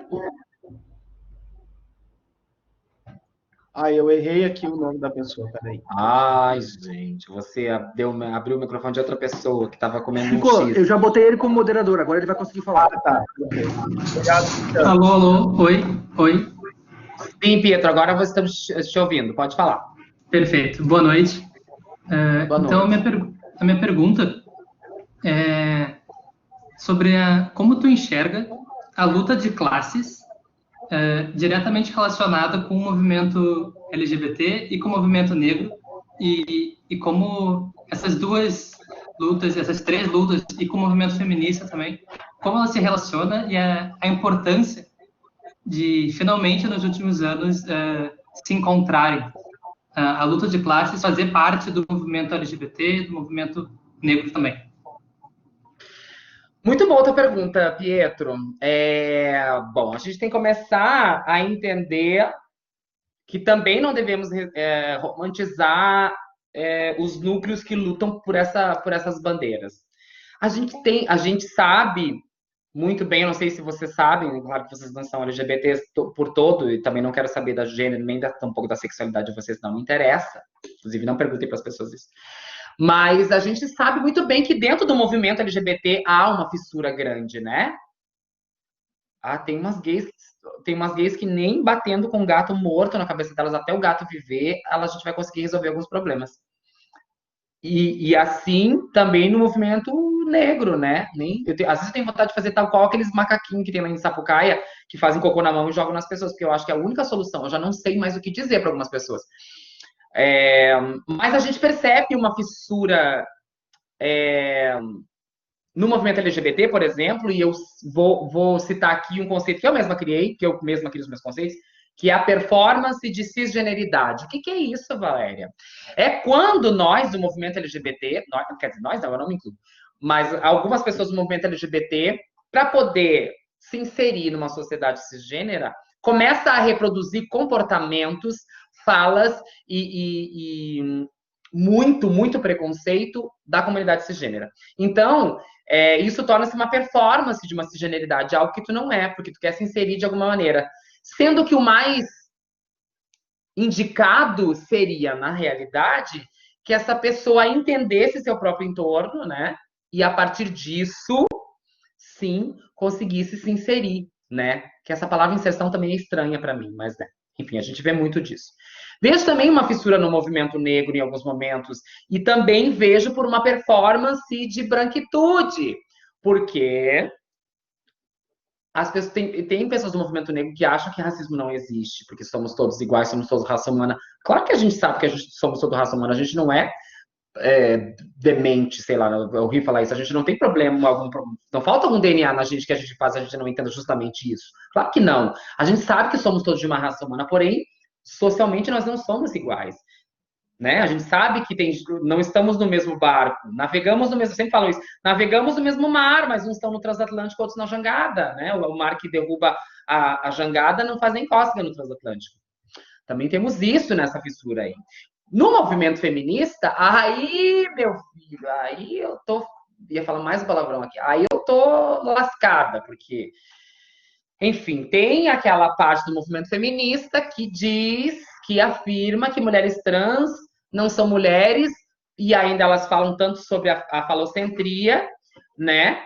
E usam daí da vaginocentria, né? Porque, enfim. Eu penso que todo esse embate parte de uma premissa bem delicada que eu quero que vocês fiquem pensando. Eles tentam corroer por dentro os movimentos. Eles conseguem encontrar pessoas nos movimentos sociais e nos movimentos que sejam quais eles, enfim, né, de LGBTs, de negros, de feministas, conseguem encontrar alguém ali que reverbera, que dá eco. A gente estava falando aqui antes sobre eco, como é importante eco, etc. e tal, no som, né? Porque isso prolifera o som de uma maneira melhor, e é exatamente isso que acontece com essas pessoas. Quando a gente encontra ali alguém que faz esse barulho junto comigo, isso toma uma outra proporção, que certamente vai encontrar outro. Eu lembrei agora daquele documentário da Netflix, que é sobre a internet. Como é que é o nome daquele documentário? Esqueci agora. Alguém vai falar aí sobre que a gente não quer nunca, que a gente quer apagar todas as redes sociais. O dilema das redes, eu sabia que alguém ia saber. Isso aí. Lembrei agora do menino que vai. Quem não assistiu, vou dar um spoiler, enfim. Todo mundo deve ter Netflix aí, né? A que faz a louca agora, que todo mundo deve ter Netflix. Imagina se a pessoa não tem, ninguém é obrigado a ter. Mas eu vou contar aqui para vocês um pedacinho, fui horrorosa agora, né? Fui muito classicista agora. Numa dessas cenas, o menino é tão infectado com essas informações de um certo movimento meio demente lá, que ele sai e vai, parece um zumbi faminto, assim, e vai lá e acaba sucumbindo e é preso, e a amiga dele que vai tentar defender também é presa. Nossa, dei um spoilerzaço aqui agora. Mas é preciso também, e é um dos fatores muito importantes, que a gente tenha consciência de privilégios mesmo dentro das minorias. Eu não posso falar, enquanto uma gay branca não pode falar que ela que ela sofre tanto quanto uma gay negra. Uma mulher branca que também sofre não pode falar do mesmo sofrimento, no mesmo lugar de sofrimento de uma mulher negra. Haja aí que a gente tem que falar sobre feminismo negro, né? Jamila está falando tanto sobre isso, mas isso já existe há 145 anos. Que é isso também, né? Enquanto a branca estava falando sobre o feminismo, a negra já estava trabalhando fora de casa há muito tempo, lavando sutiã para que ela fosse queimar lá na praça. Então, é diferente esse tipo de... Há de se ter, antes de tudo, consciência de privilégios dentro das classes minoritárias. Tá aí um bom conselho, se eu pudesse dar ou vender. Precisamos de consciência dentro das classes minoritárias, dentro do contexto de minorias.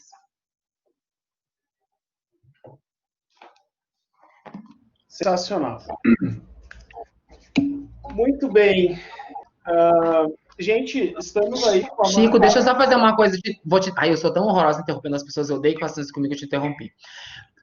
Aqui tem alguém que me perguntou aqui, levando para o jornalismo, que é a área que eu estou estudando, o Patrick perguntou. Atualmente, em 2020, ainda se torna uma grande notícia o fato de uma pessoa que não é hétero, nem cisgênera e nem branca receber um grande destaque apresentando o Jornal Nacional, por exemplo. Verdade. Algo que já deveria estar naturalizado. O que tu pensa disso? Tu vê isso como algo bom, está tendo esse destaque, ou algo ruim, a ideia de que... Eu acho... Ai, eu ia falar um palavrão agora. Mas, assim, é muito complicado, porque, assim, muito desse destaque que nos é colocado, e isso eu vou citar as palavras de uma amiga querida que chama Linda Quebrada, uma conversa que eu tive com ela me disse assim, mana, eu tô cansada disso, porque, assim, quando as pessoas nos colocam num destaque, elas nos colocam no front para poder nos atingir mais facilmente.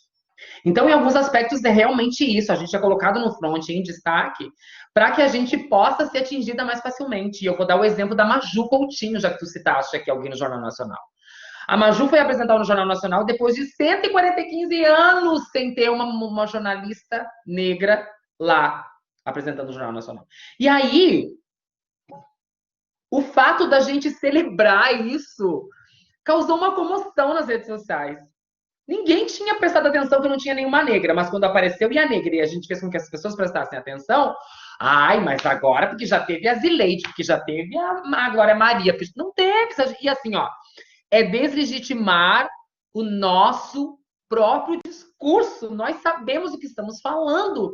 Não deslegitima o meu discurso. É como eu dizer para o Chico. O Chico diz assim, meu cabelo é loiro. Aí eu digo, não, Chico, mas o teu cabelo, ele não é loiro. Eu tô vendo daqui que ele não é. Se ele tá falando que é, gente, eu tô vendo que é. Tá pintado, mas eu também quero. O cabelo dele, eu tô vendo que é. Mas a gente tem que estar explicando o óbvio para as pessoas. Isso é tão chato. Eu passei o dia inteiro ontem explicando para as pessoas o que é racismo estrutural. Até que eu peguei um exemplo de uma parede. Mas, racismo estrutural é o seguinte: pega uma parede. Tá vendo o tijolo? Tijolo é a sociedade. Tá vendo o cimento? É o racismo. Tá aqui. Pronto. É isso. Entendeu agora? A pessoa ainda não deve ter entendido porque me bloqueou. Mas é isso, entendeu? Eu acho que a gente está num momento. Vou fazer um desenho mental. Quero que vocês façam um desenho mental. A gente está num momento. Pensa uma bacia com água que tu vai agitando assim. Essa água ela vai andando nas bordas. Se tu continua agitando no mesmo... E a Terra é plana, na verdade. Tu vai agitando no mesmo ritmo. Ela vai continuar no mesmo ritmo. Acontece que os fatores externos fizeram que esse ritmo aumentasse um pouquinho que fosse. Esse pouquinho que aumentou fez com que a água já andasse um pouquinho mais para cima dessa bacia. Aumentou um pouquinho o ritmo. Essa água vai transbordar. É o que está acontecendo. Chega um momento em que não vai mais ter o que fazer. É que a gente vai estar lá. Já deveria ter acontecido há muito tempo, né? Porque, afinal de contas, nessa corrida, enquanto aqui os brancos estavam a 2 voltas na frente da gente, a gente já recém estava sendo permitido sair para correr, né? Então, é exatamente isso.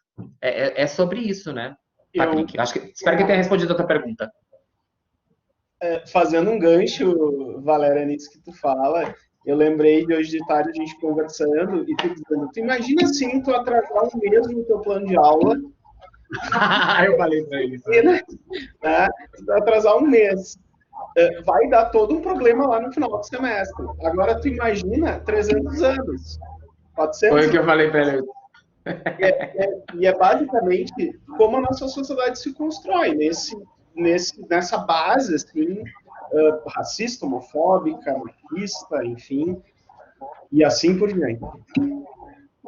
Esse exemplo que eu te dei, depois eu fiquei pensando, nossa, dei um exemplo bem legal, porque eu acho que ele vai entender. Imagina um professor que atrasa um mês seu plano de aula. Ele atrasou só um mês o plano de aula dele. Eu tô falando, sério, pode acontecer, com a pandemia deve ter acontecido. Isso vai dar um problemão lá na frente, vai dar muito... Eu ia dizer um outro palavrão. Vai dar muita confusão lá na frente. Agora tu imagina essa mesma situação com 400 anos de escravização.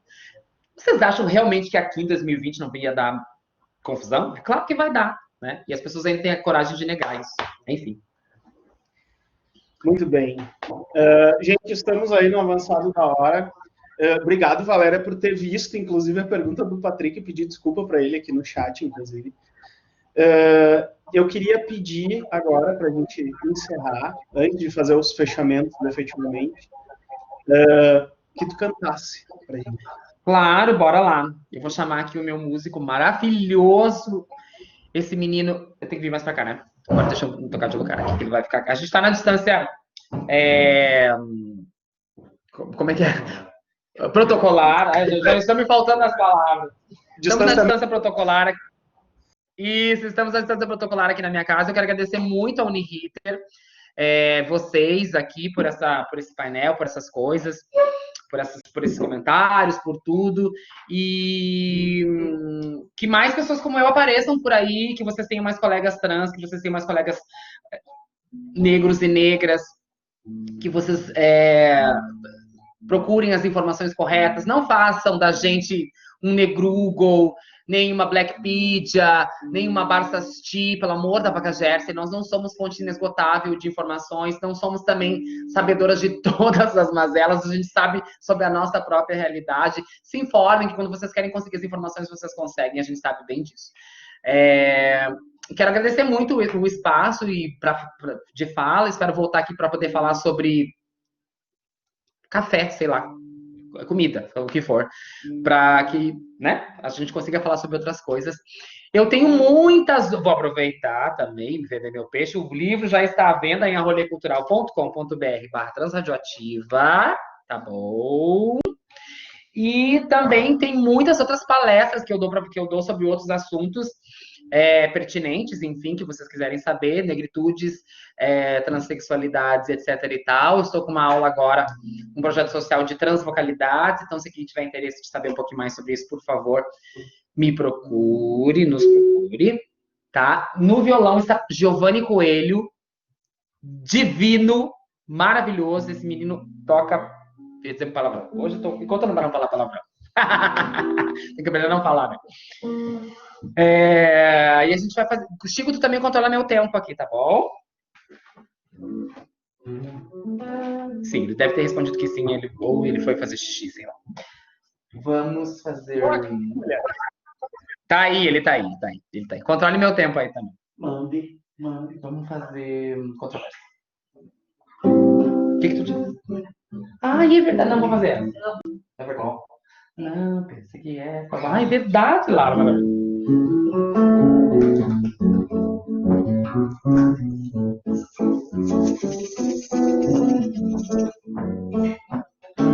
Não pense que é favor compreender a dor da minha pele negra, da terra que me sangrou.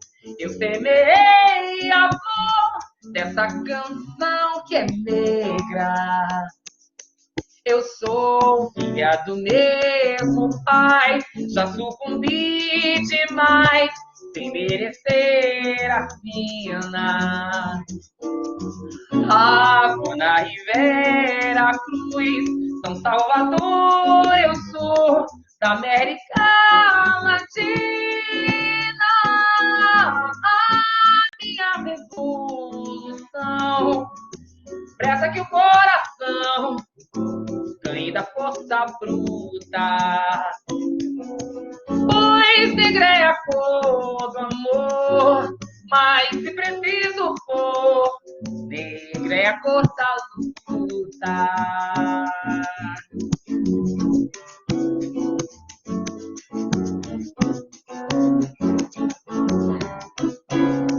Não pense que é favor compreender a dor da minha pele negra, da terra que me sangrou.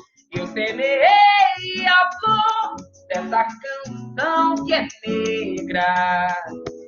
Eu sou filha do mesmo pai, já sucumbi demais sem merecer a pena. Havana e Vera Cruz, São Salvador, eu sou da América Latina.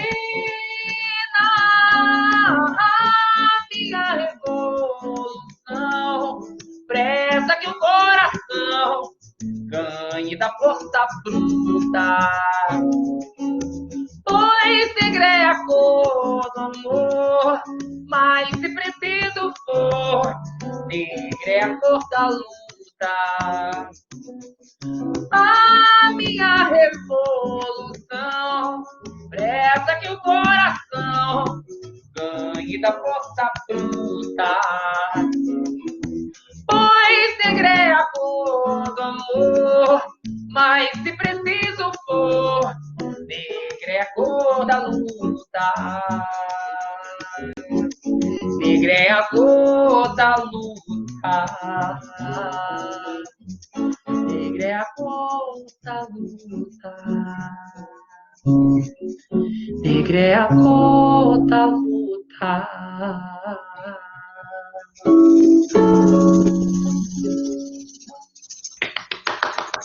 Uhul! Adoro que o Chico tava fazendo toda a plateia.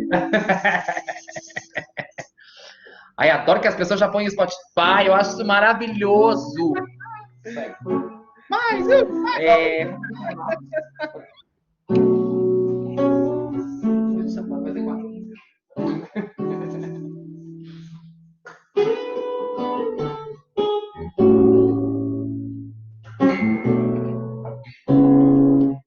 bom esse guri, né? Bom esse guri. Não quero lhe falar, meu grande amor,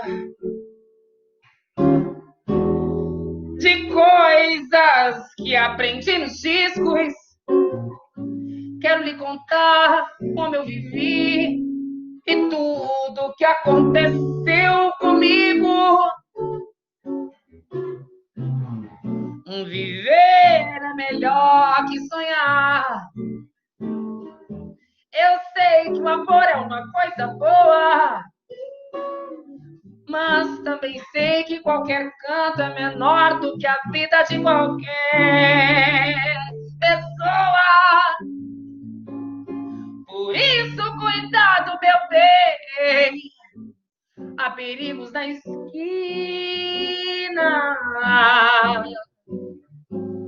Eles venceram e o sinal está fechado para nós que somos jovens. Para abraçar seu irmão e beijar sua menina na rua. É que se fez o teu braço, o teu lábio e a tua voz. Tem alguém fazendo um poema. Você me pergunta pela minha paixão. Digo que estou encantada com uma nova invenção. Eu vou ficar nessa cidade, não vou voltar pro sertão, pois vejo vir vindo no vento cheiro de nova estação. Eu sei de tudo da vida viva do meu coração. Já faz tempo eu vi você na rua, cabelo ao vento, gente jovem reunida na parede da memória. Essa lembrança é um quadro que dói mais. Minha dor é perceber que apesar de termos feito tudo que fizemos, ainda somos os mesmos que vivemos. Ainda somos os mesmos e vivemos, somos nossos.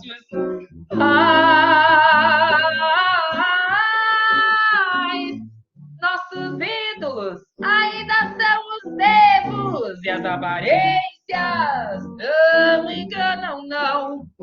Você diz que depois deles não apareceu mais ninguém. Você pode até dizer que eu tô por fora ou então que eu tô inventando, mas é você que ama o passado e que não vê. É você que ama o passado e que não vê que o novo sempre vem.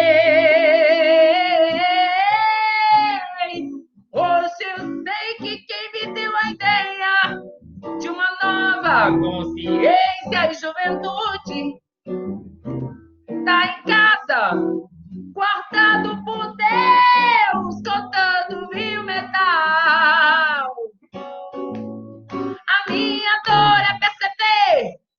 apesar de termos feito tudo que fizemos, ainda somos os mesmos e vivemos. Ainda somos os mesmos e vivemos. Ainda somos os mesmos e vivemos. Somos nossos.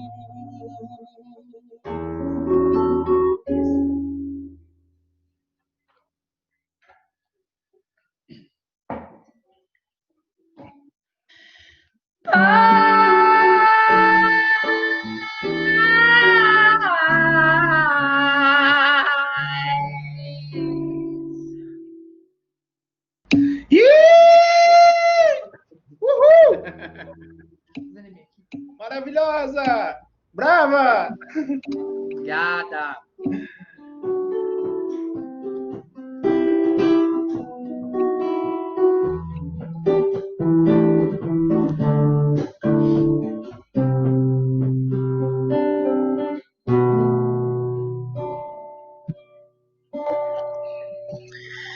Ne me quitte pas, il faut oublier, tu peux s'oublier, qui s'enfuit déjà, oublier le temps des malentendus et les temps perdus, à savoir comment oublier ces heures et tout, mais parfois, à cause de pourquoi le cœur devenait. Ne me quitte pas, ne me quitte pas, ne me quitte pas. Moi, je t'offrirai des perles et des pluies venues du pays. Tu n'es plus pas. J'ai creusé la terre jusqu'après ma mort pour couvrir ton corps d'or et de lumière. Je vais endormir dans la boue. C'est la loi, on l'avoue, c'est la loi, tu seras reine. Ne me quitte pas, ne me quitte pas, ne me quitte pas, ne quitte pas. Ne me quitte pas, je t'inventerai des mots sans cesse que tu comprendras. Je te parlerai de ces amants-là. À bout des fois, le cœur se brisait. Je t'ai rencontré le soir avec tes bras. Mort, ne veux pas. Je t'ai rencontré. Ne me quitte pas. Ne me quitte pas. Ne me quitte pas. On avoue souvent réjaillir les feux de l'ancien volcan qu'on croyait trouvé. Il est paraît-il était brûlé dans la flot de blé. Que meilleur rapide, élever les soirs pour que c'est flamboie les rouges, les noirs. Ne t'épuise pas, ne me quitte pas, ne me quitte pas. Ne me quitte pas, ne quitte pas. Ne me quitte pas. Je ne veux plus pleurer. Je ne vais plus parler.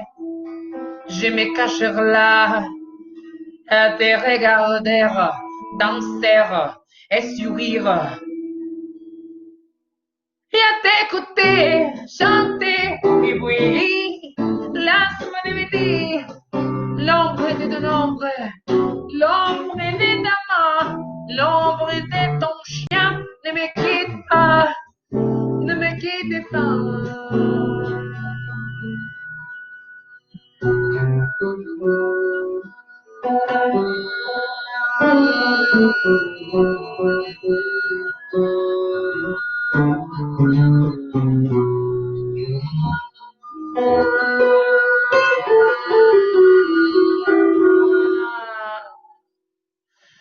Ne me quitte pas.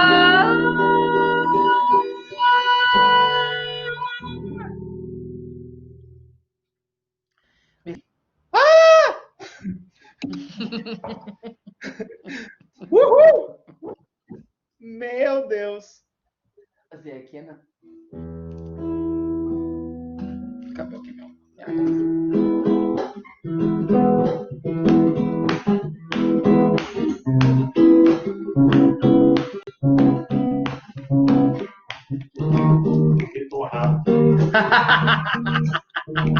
Eu já ia, mas eu sei que tu corrige. Eu sei que tá tudo bom.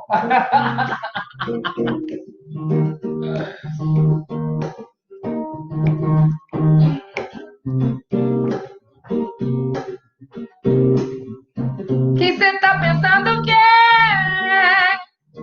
Pra falar que eu sou louca, que a minha paciência anda pouca pra você. Para de me encher. Quem cê tá pensando que é? Pra falar da minha roupa, do jeito que eu corto meu cabelo. Se olha no espelho, você não anda valendo esfolado. Mesmo eles que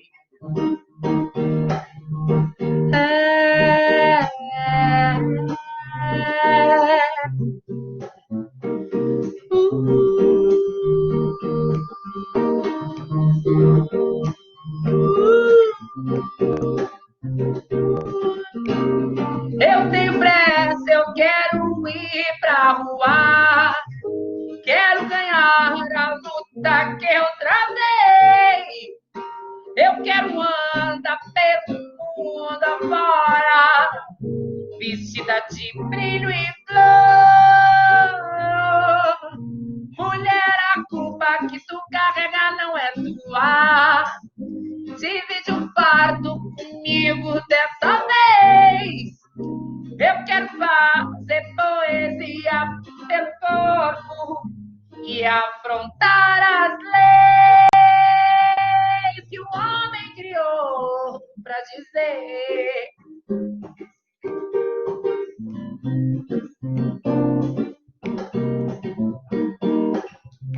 Que cê tá pensando que é?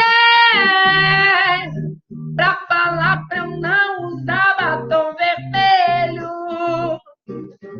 Quem cê tá pensando que é?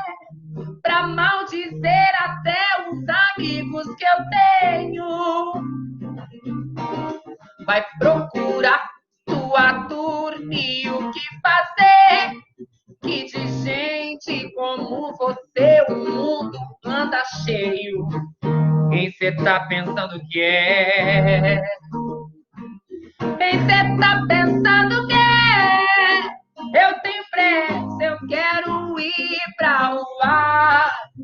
Quero ganhar a luta que eu travei. Eu quero andar pelo mundo afora, vestida de brilho e flor. Mulher, a culpa que tu carrega não é tua.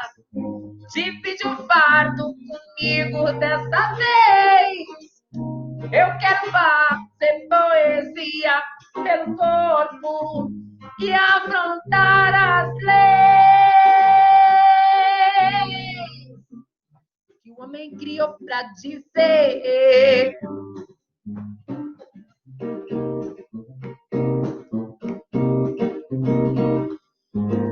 Que se usa decote é puta. Que se a saia tá curta é puta. Que se dá no primeiro encontro é puta. Que se raspa os cabelos é sapa. Que se deixa crescer os pelos é zoada. Que se tem pau entre as pernas é trava. Se usa 38 é muito magra. Se usa 44 é muito gorda. Mas se usa salto alto é santa. Se sai depois das 11, vai voltar arrombada, porque ela pediu. Olha a roupa que essa menina saiu de casa. E todo discurso machista continua. Menina, você deve usar uma roupa muito mais curta. Eu tenho pressa, eu quero ir pra rua. Quero ganhar a luta que eu travei. Eu quero andar pelo mundo fora, vestida de brilho e flor.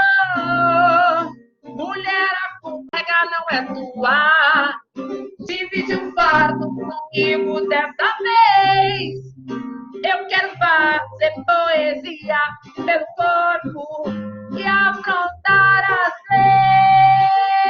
leis que o homem criou pra te maldizer.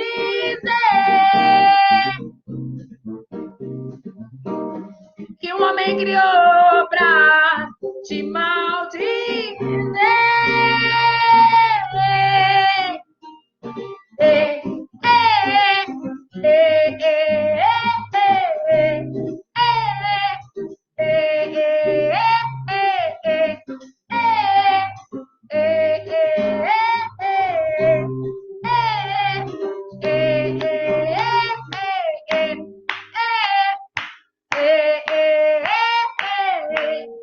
Obrigada, amigos. Até uma próxima oportunidade. Já vou com ele no violão.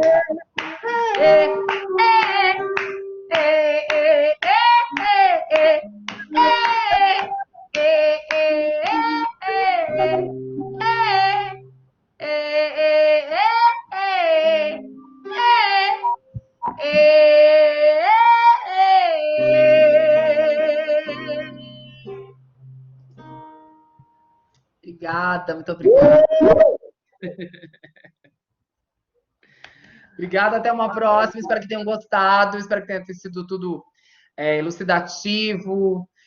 Não acabou ainda, tá, gente? Aguenta mais um pouco, por favor. Pensa no outro. Eu sei que tá difícil. Se tu tem um privilégio aí na tua casa, aí na tua faculdade, por favor, divide ele um pouquinho com quem não tem. E é bem fácil, bem simples de fazer isso. É só ter um pouquinho de escuta, não só de ouvido, né? Mas escutar, tá bom? Valéria, muito obrigado. Muito obrigado pela tua lição, por ser quem tu é. Muito obrigado por tudo que tu disse aqui pra gente. Eu acho que foi sensacional. Eu tô me segurando para não chorar aqui, inclusive. Hoje eu não chorei, mas eu sempre choro, né, Giovana? As foram bem difíceis, assim, e foi... Tá sendo muito emocionante, assim, poder ter conversado contigo, uma conterrânea lá do noroeste do estado. Não conta para as pessoas, esse não deve constar no nosso currículo. Imagina aquela comida maravilhosa que teu pai fazia, pelo amor de Deus. Comida divina. Melhor comida que eu já comi na minha vida. Muito bom. E a gente virou madre aqui já. Queria te agradecer demais. Gente. Espero ser chamada para o presencial logo, por favor. Tá bom? A gente vai ser chamada logo. Com certeza. Se deu match, a gente vai. Vai dar, claro que vai dar. Com certeza. Gente, obrigado pela presença de vocês também aqui. Essa turma, esse povo que ficou aqui. Obrigado pelo nosso time aqui da INC. Não só os profs, né, mas especialmente os nossos alunos que produziram esse festival junto com a gente. A gente só ligou para as pessoas, os alunos fizeram, tipo, toda a divulgação, toda a cobertura, enfim. É tudo do time dos nossos nenes. Cara, que legal. Assim, ó, não teve momento melhor e pessoa melhor para começar o nosso evento. E aí, gente... Bom, muito obrigada. Obrigada mesmo, obrigada. Demais, demais. E lembrando, assim, ó, que amanhã, então, a gente tem o Job Date de manhã, né? Especialmente para aqueles alunos terem aquela oportunidade maravilhosa de entrar em contato com o pessoal do mercado, para ter quase que uma mentoria, né? Para, inclusive, talvez, né, sair com o emprego já na mão, olha só que loucura. E à noite, então, a gente vai ter uma palestra com a Priscila Tescaro sobre o futuro do trabalho e os profissionais de carreiras múltiplas. Eu agradeço demais a todos, obrigado, Valéria, obrigado, time. E, nossa, obrigado. Que massa. Depois eu vou passar o link de vendas do livro, eu espero que vocês comprem, tá? Vou passar o link de vendas para o Chico e o Chico distribui para vocês. Não me venham com poucos exemplares, comprem bastante, por favor. Queremos autógrafo. Obrigada, gente. Obrigada. Então, Muito bem. Eu acho que era isso. Brigadinho. Deixa eu ver se tem mais alguma coisa aqui para trazer.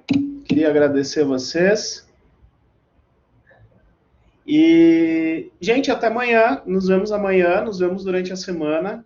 Beijo para todo mundo. Se cuidem. Se protejam, por favor. Tá bom?